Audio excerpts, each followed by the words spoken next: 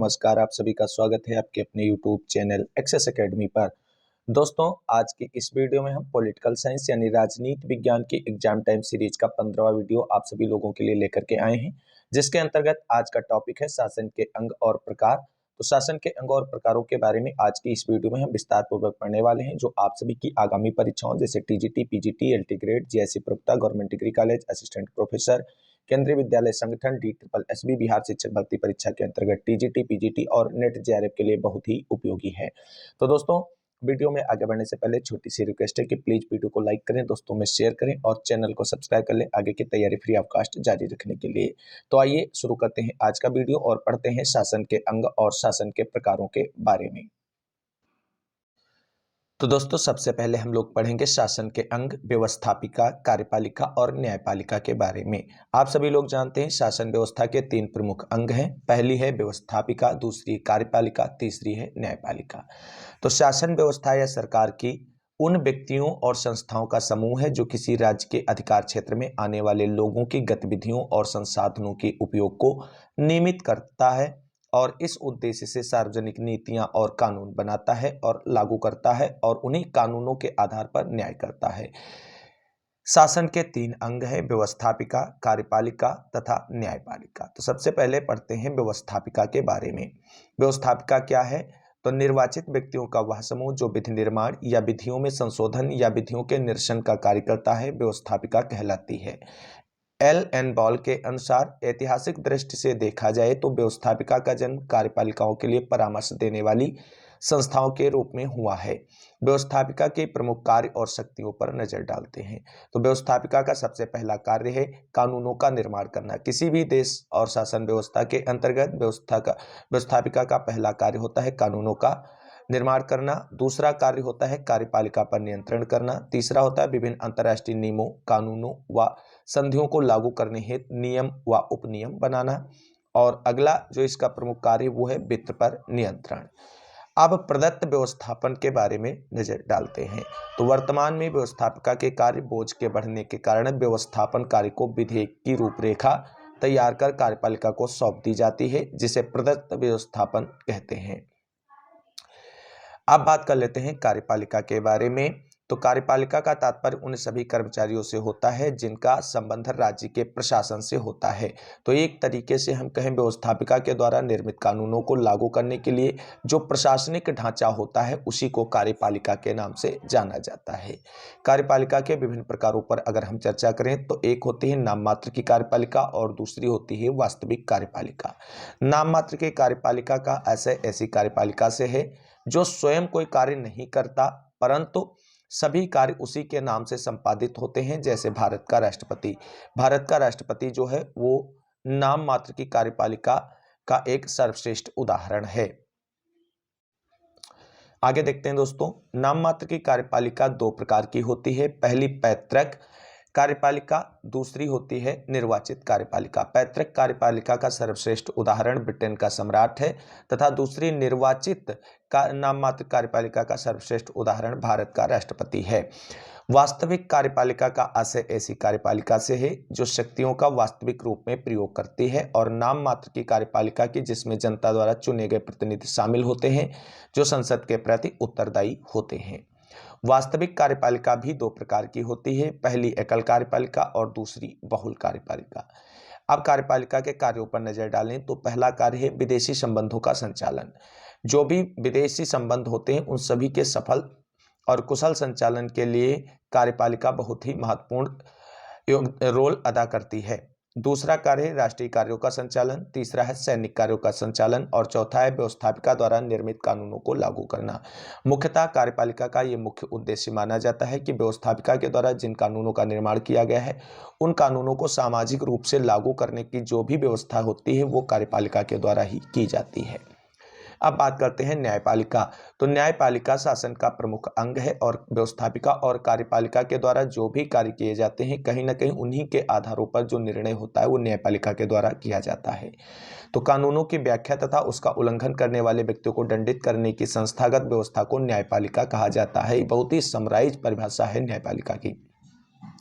न्यायपालिका के कार्यों पर अगर हम नजर डालें तो न्यायपालिका व्यक्ति के अधिकारों की रक्षा करती है। जैसे आप सभी लोग देख सकते हैं, भारत में नागरिकों को मौलिक अधिकार प्रदान किए गए हैं भारतीय संविधान से। अगर उन मौलिक अधिकारों का हनन होता है तो उच्च न्यायालय और सर्वोच्च न्यायालय उन व्यक्ति के उन मौलिक अधिकारों की रक्षा के लिए रिट जारी कर सकता है। अगला जो इसका कार्य है वो शासन के अंगों में संतुलन बनाए रखती है। न्यायपालिका का सबसे प्रमुख कार्य है कि व्यवस्थापिका और कार्यपालिका में जब कभी असंतुलन की स्थिति पैदा होती है तो अपने द्वारा अर्थात न्यायपालिका के द्वारा कानूनों की उचित व्याख्या करते हुए शासन के अंगों में संतुलन बनाए रखने का प्रयास किया जाता है। व्यक्तियों की स्वतंत्रता व स्वायत्तता में भी सहायक होती है न्यायपालिका। कानूनों की व्याख्या तथा व्यवस्थापिका द्वारा निर्मित उन कानूनों को असंवैधानिक घोषित करती है जो व्यक्ति के मूल अधिकार व संविधान की मूल भावना के विरुद्ध हो। न्यायपालिका का यह एक प्रमुख कार्य है। अगर व्यवस्थापिका कोई ऐसे कानूनों का निर्माण करती है जो व्यक्ति के मूल अधिकारों का हनन करते हैं और संविधान की मूल भावना के विरुद्ध हो तो ऐसे कानूनों की न्यायपालिका के द्वारा व्याख्या की जाती है और व्यवस्थापिका के द्वारा ऐसे निर्मित कानूनों को असंवैधानिक घोषित कर सकती है। अब आप सभी लोग एक ऐसे कानून का एग्जाम्पल बताएं जो मोदी सरकार के द्वारा किया गया था जिसे न्यायपालिका ने असंवैधानिक घोषित किया और बाद में सरकार यानी कार्यपालिका और व्यवस्थापिका को उसे वापस लेना पड़ा। अब बात करते हैं न्यायिक पुनरावलोकन की। तो न्यायिक पुनरावलोकन न्यायपालिका की वह शक्ति होती है जिसके अंतर्गत वह विधायिका द्वारा निर्मित कानूनों की, कार्यपालिका के कार्यकारी आदेशों की और न्यायपालिका अपने स्वयं के पूर्व निर्णयों की समीक्षा कर सकती है।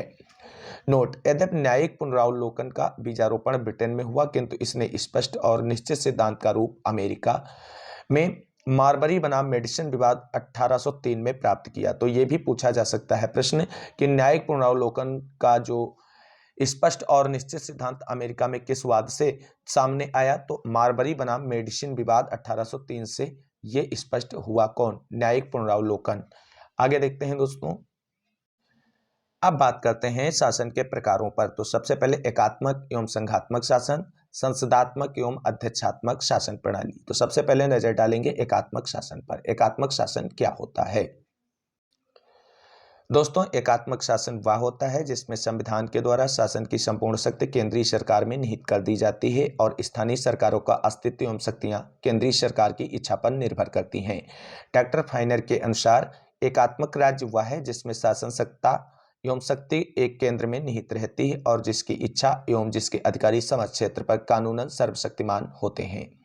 डाइसी के अनुसार एक केंद्रीय शक्ति के द्वारा सर्वोच्च शक्ति का प्रयोग किया जाना ही एकात्मक शासन है। वहीं गार्नर महोदय एकात्मक शासन को परिभाषित करते हुए लिखते हैं कि यह शासन की वह प्रणाली है जिसमें संविधान केंद्रीय शासन के एक अथवा एक से अधिक अंगों को पूरी शक्ति प्रदान करता है और इन्हीं से स्थानीय सरकारों को अपनी सारी शक्ति तथा अपना अस्तित्व प्राप्त होता है। एकात्मक शासन के वर्तमान में जो प्रमुख उदाहरण हैं, तो वर्तमान समय में England, Japan, Norway, Sweden, Belgium, Holland, France, Italy आदि राज्यों में एकात्मक शासन देखने को मिलता है। एकात्मक शासन की जो प्रमुख विशेषताएं हैं, पहला है संविधान द्वारा शक्तियों का विभाजन नहीं किया जाता है। दूसरा, स्थानीय सरकारों के केंद्र पर निर्भरता होती है। तीसरी, इकहरी नागरिकता का प्रावधान किया जाता है एकात्मक शासन व्यवस्था में। और चौथा है संशोधन में सरलता होती है। और पांचवा है निर्णय त्वरित रूप से लिए जाते हैं। ये इसकी कुछ प्रमुख विशेषताएं हैं। अब एकात्मक शासन के गुणों पर नजर डालते हैं। तो इसमें प्रशासनिक एकरूपता देखने को मिलती है। दूसरा जो इसका प्रमुख गुण है वो है प्रशासनिक शक्ति संपन्नता। तीसरा है वैदेशिक संबंधों का कुशलतापूर्वक संचालन। तीसरा है संकट काल के लिए एकात्मक शासन सबसे उपयुक्त होता है। और अगला इसका गुण है जो संगठन की सरलता। और छठा है एकात्मक शासन से राष्ट्रीय एकता को बल मिलता है। और सातवां जो इसका गुण है वो है मितव्ययिता। एकात्मक शासन मितव्ययी होता है, अनावश्यक खर्च इसमें नहीं होते हैं। बार बार चुनाव जैसे बड़े आयोजन पर ज्यादा खर्च होता है और एकात्मक शासन व्यवस्था में इन सब चीजों से बचा जा सकता है। वहीं छोटे देशों के लिए बहुत ही उपयुक्त। एकात्मक शासन व्यवस्था बड़े देशों के लिए उतनी उपयुक्त नहीं है जितनी छोटे देशों के लिए उपयुक्त है। गेटल के अनुसार एकात्मक शासन में शासन की सारी शक्तियां एक ही संस्था में केंद्रित होती हैं, इसलिए प्रशासन की गुत्थियों को सुलझाने में सरकार की सारी शक्तियां लागू की जा सकती हैं। वहीं एकात्मक शासन के गुणों के साथ साथ इसके दोषों पर अगर नजर डालें तो पहला इसका दोष है केंद्रीय सरकार के निरंकुश बनने का भय बना रहता है। एकात्मक शासन व्यवस्था जब एक ही व्यक्ति या संस्था के पास सारी शक्तियां एकत्रित होती हैं तो ऐसे में केंद्रीय सरकार जिसके पास संपूर्ण शक्तियां होती हैं वो निरंकुश हो सकती है। दूसरा पॉइंट है शासन की अक्षमता। एकात्मक शासन व्यवस्था में शासन के अक्षम होने की ज्यादा चांसेस बने रहते हैं। आगे बात करते हैं, एकात्मक शासन का प्रमुख दोष राजनीतिक चेतना जागृत करने में असमर्थ रहता है, क्योंकि ये स्थानीय लोगों तक नहीं पहुंच पाती हैं इसकी सारी चीजें। चौथा इसका जो अवगुण है वो स्थानीय स्वशासन में एक बड़े बाधक के रूप में एकात्मक शासन व्यवस्था को देखा जाता है, और एकात्मक शासन व्यवस्था में नौकरशाही ज्यादा पनपती, इसलिए इसे नौकरशाही का शासन भी कहा जाता है। अगला जो इसका दोष है वो है विविधताओं वाले विशाल राज्यों के लिए उपयुक्त नहीं है, यानी एकात्मक शासन व्यवस्था भारत जैसे विशाल और विविधताओं वाले देशों के लिए उपयुक्त नहीं है, क्योंकि यहाँ पर आपको बता दें ढेर सारी विविधताओं वाले लोग एक साथ निवास करते हैं और हर राज्य के लिए अलग अलग बोली, भाषाएं, प्रथाएं और मान्यताएं प्रचलित होती हैं, इसलिए एकात्मक शासन व्यवस्था जो है वो बड़े राज्यों यानी विशाल राज्यों के लिए अनुपयुक्त मानी जाती है। आंग के शब्दों में अगर देखा जाए तो संघात्मक शासन व्यवस्था की अपेक्षा एकात्मक शासन व्यवस्था में स्थानीय सरकारों पर केंद्रीय सरकार का नियंत्रण बहुत अधिक रहता है। एकात्मक तथा संघात्मक सरकारों में अंतर पर नजर डालते हैं। पहला है शक्तियों के विभाजन का अंतर होता है, दूसरा है प्रांतीय सरकारों की स्थिति में अंतर होता है, तीसरा है नागरिकों की स्थिति में अंतर होता है, चौथा संविधान के रूप का अंतर होता है। जैसे अगर संघात्मक शासन व्यवस्था है तो यहाँ पर शक्तियों के पृथक्करण का सिद्धांत प्रचलित होगा, और अगर एकात्मक शासन व्यवस्था है तो वहाँ पर शक्तियों के पृथक्करण का सिद्धांत देखने को नहीं मिलता है। वहीं प्रशासकीय अंगों की शक्ति में भी अंतर देखने को मिलता है। अब बात करते हैं एकात्मक शासन के बाद संघात्मक शासन व्यवस्था पर। संघ शब्द का अंग्रेजी पर्यायवाची फेडरेशन लैटिन भाषा के शब्द फोएडस से निकला है, तो यहाँ से एक क्वेश्चन आप सभी के लिए बन सकता है कि संघ शब्द जो है वो अंग्रेजी भाषा के फेडरेशन शब्द का हिंदी रूपांतरण है, लेकिन जो आपका ये फेडरेशन शब्द है ये लैटिन भाषा के किस शब्द से बना है, तो लैटिन भाषा के फोएडस शब्द से बना है, जिसका अर्थ होता है संधि या समझौता। अतः शब्द की व्युत्पत्ति की दृष्टि से समझौते द्वारा निर्मित राज्य को संघ राज्य कहा जा सकता है। फाइनर ने कहा है संघात्मक राज्य वह है जिसमें अधिकार व शक्ति का कुछ भाग स्थानीय क्षेत्रों में निहित हुआ, दूसरा भाग स्थानीय क्षेत्रों के समुदाय द्वारा विचारपूर्वक बनाई गई केंद्रीय संस्था को दिया जाए। डाइसी कहते हैं कि संघात्मक राज्य एक ऐसे राजनीतिक उपाय के अतिरिक्त कुछ नहीं है जिसका उद्देश्य राष्ट्रीय एकता तथा राज्यों के अधिकारों में मेल स्थापित करना है। वहीं हैमिल्टन महोदय कहते हैं कि संघ राज्यों का एक समुदाय है जो नए राज्य का निर्माण करता है। केसी वियर कहते हैं संघीय संविधान के इन दो तरह केंद्रीय और इकाई की सरकारों के बीच शक्तियों का बंटवारा इस तरह होता है कि दोनों अपने अपने क्षेत्राधिकार में एक दूसरे से स्वतंत्र और समस्त्री होते हैं। इंपॉर्टेंट पॉइंट पर अगर नजर डालें तो वर्तमान में संयुक्त राज्य अमेरिका, कनाडा, स्विट्जरलैंड आदि राज्यों में संयुक्त संघात्मक शासन व्यवस्था ही देखने को मिलती है। अब संघात्मक शासन व्यवस्था की विशेषताओं पर नजर डालते हैं। पहली विशेषता है प्रभुत्व शक्ति का दोहरा प्रयोग, यानी दो सरकारों का अस्तित्व होने के कारण प्रभुत्व शक्ति जो होता है उसका दोहरा प्रयोग देखने को मिलता है। राज्य सरकार अपना अस्तित्व और केंद्र सरकार अपने अस्तित्व का वर्चस्व दिखाने के लिए ऐसी चीजें निकलकर सामने आती हैं। संघात्मक सरकार की दूसरी विशेषता है शक्तियों का विभाजन। इसमें संविधान के द्वारा ही शक्तियों का विभाजन निर्धारित कर दिया जाता है और राज्य सरकार सूची के विषय अलग कर दिए जाते हैं और संघीय सूची के विषय अलग कर दिए जाते हैं। संघात्मक शासन व्यवस्था की तीसरी सबसे प्रमुख विशेषता है संविधान की सर्वोच्चता।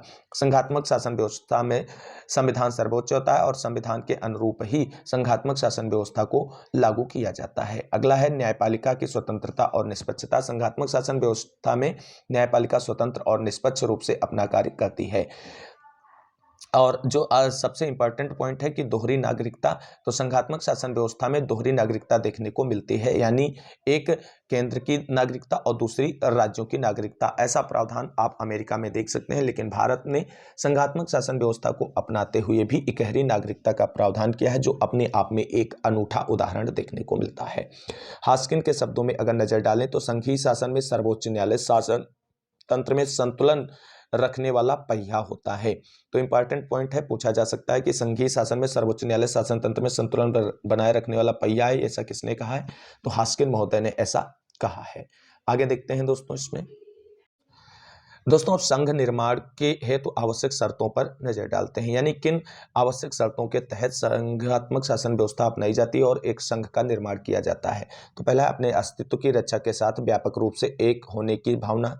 दूसरा है भौगोलिक समीपता होने पर ही संघ का निर्माण किया जा सकता है।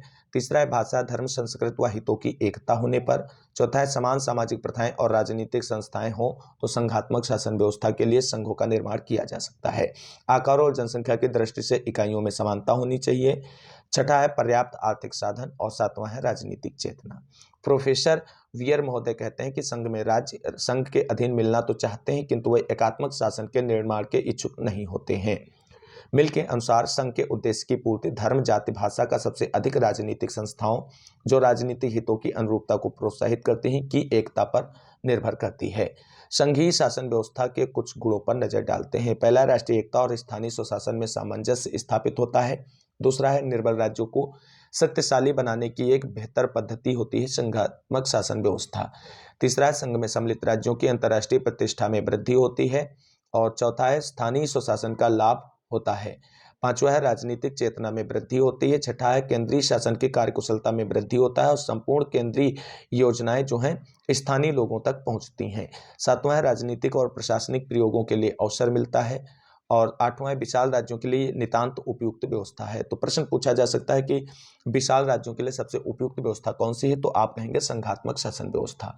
मितव्ययिता और आर्थिक विकास के लिए उपयुक्त है और वहीं विश्व संघ की ओर एक कदम के रूप में संघात्मक शासन व्यवस्था को देखा जा सकता है। डाइसी महोदय लिखते हैं, संघ शासन राष्ट्रीय एकता और राज्य के अधिकारों में सामंजस्य स्थापित करने की अद्भुत राजनीतिक पद्धति है। वहीं वार्ड महोदय कहते हैं कि केंद्र को पक्षाघात हो गया है और दूरस्थ क्षेत्र रक्तहीनता से पीड़ित हैं। लॉर्ड ब्राइस महोदय कहते हैं कि संघ में एक निरंकुश शासक द्वारा जनता के अधिकार हड़प लिए जाने का खतरा नहीं है। मॉन्टेस्क्यू, फेडरलिस्ट पेपर्स और लॉर्ड एक्टन एवं कार्ल फ्रेडरिक आदि ने संघवाद का एक श्रेष्ठ तत्व इसका संविधानवाद बताया है। मिल ने कहा, यदि कार्यकुशलता एवं स्थायी संघात्मक व्यवस्था की आवश्यक दशाएं विद्यमान हो तो इस प्रकार के संगठनों की जितनी ही अधिक संख्या होगी संसार के लिए उतना ही अच्छा होगा। वहीं गैटल महोदय कहते हैं कि विशाल राज्यों में प्रजातंत्र की स्थापना करने में संभवतः प्रतिनिधित्व की व्यवस्था के अतिरिक्त संघ राज्यों ने सर्वाधिक महत्वपूर्ण कार्य किया है। अब नजर डालते हैं संघीय शासन व्यवस्था के दोषों पर। तो पहला इसका प्रमुख दोष है आंतरिक प्रशासन संबंधी दुर्बलता। दूसरा है अंतर्राष्ट्रीय क्षेत्र में दुर्बलता। तीसरा है राष्ट्रीय एकता को खतरा। चौथा है शक्ति का विभाजन। पांचवा है उत्तरदायित्व की अनिश्चितता। और छठा है संगठन की जटिलता। और सातवां है प्रगतिशीलता के विरुद्ध। और आठवां है समय और धन का अपव्यय। और नौवां है राज्यों के संघ से निकलने की आशंका। यानी संघात्मक शासन व्यवस्था में जब सभी राज्य जो हैं एक साथ मिल करके संघ का निर्माण करते हैं तो उनके अलग होने की भी संभावना बनी रहती है। डाइसी महोदय कहते हैं कि एकात्मक शासन की तुलना में संघीय शासन निर्बल है। एक सच्ची संघीय सरकार शक्तियों के विभाजन पर आधारित होती है। इसका अर्थ यह है कि एक राज्य के विरुद्ध दूसरे राज्य को संतुलित करना ही नीतिज्ञता का सतत प्रयत्न रहता है। वियर महोदय कहते हैं कि संघवाद और उत्साहपूर्ण विदेश नीति साथ साथ नहीं चल सकते हैं। गैटल महोदय कहते हैं कि संघीय शासन प्रणाली वाले देशों में केंद्रीय सरकार और प्रादेशिक सरकारों के बीच वैमनस्य का खतरा सदैव बना रहता है। सदैव इस बात की आशंका रहती है कि कोई राज्य विद्रोह ना कर बैठे या सांप्रदायिक तत्व सिर ना उठाने लगे। वहीं डाइसी महोदय कहते हैं कि संघात्मक शासन प्रणाली दोहरी भक्ति का सृजन करती है।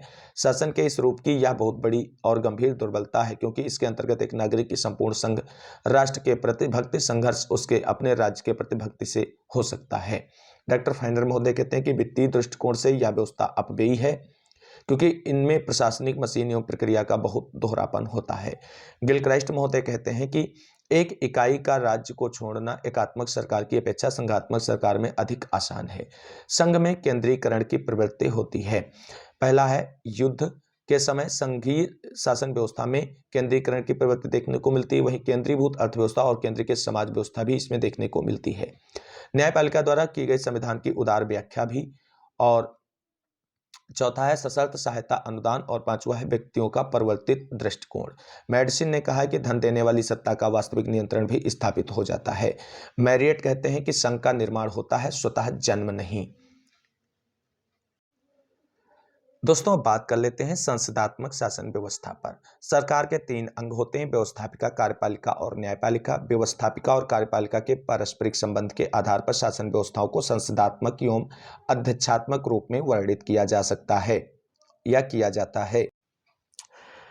दोस्तों, गार्नर के अनुसार संसदात्मक शासन वह शासन प्रणाली है जिसमें वास्तविक कार्यपालिका अर्थात मंत्रिमंडल व्यवस्थापिका अथवा उसके लोकप्रिय सदन के प्रति तथा अंतिम रूप में निर्वाचक मंडल के प्रति अपनी राजनीतिक नीतियों तथा कार्यों के लिए कानूनी रूप से उत्तरदायी होती है और राज्य का प्रधान नाम मात्र का तथा अनुत्तरदायी होता है। इस शासन व्यवस्था को मंत्रिमंडल शासन या उत्तरदायी शासन भी कहते हैं। इंग्लैंड की शासन व्यवस्था संसदात्मक शासन व्यवस्था का आदर्श उदाहरण है। संसदात्मक शासन की कुछ प्रमुख विशेषताओं पर नजर डालते हैं। पहली है नाम मात्र व वास्तविक कार्यपालिका में अंतर, यानी संसदात्मक शासन व्यवस्था में नाम मात्र एवं वास्तविक कार्यपालिका में अंतर देखने को मिलता है।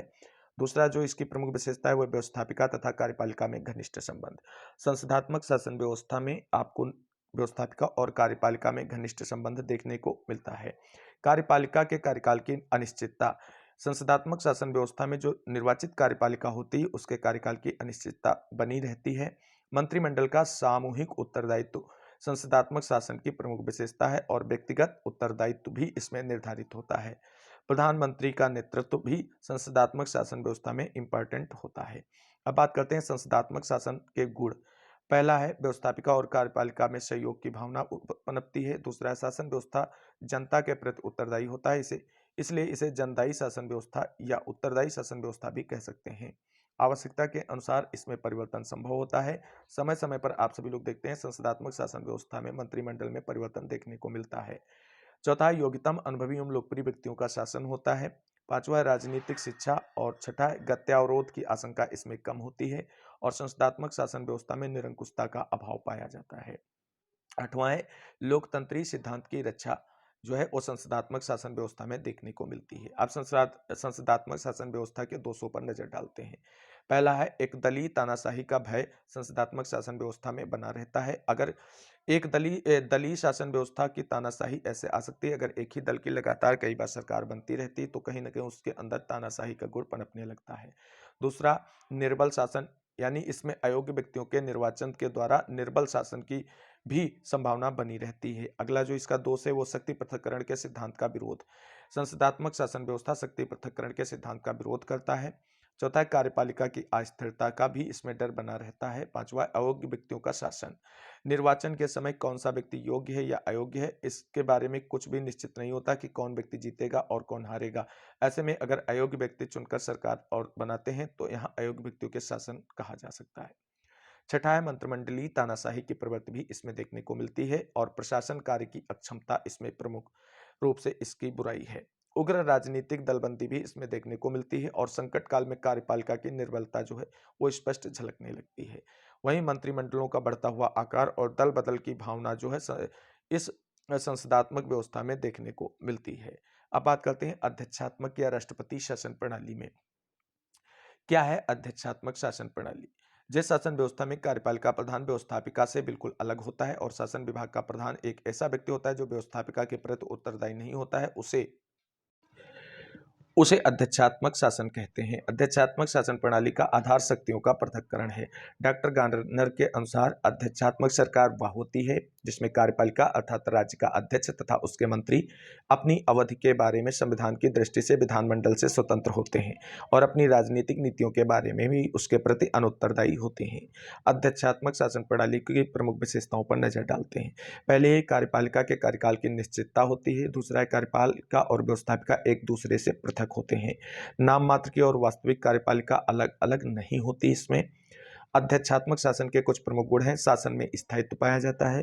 दूसरा है असाधारण परिस्थितियों के लिए सबसे उपयुक्त व्यवस्था है। तीसरा है दलबंदी की बुराइयां इसमें कम देखने को मिलती हैं और चौथा है प्रशासन में एकता देखने को मिलती है।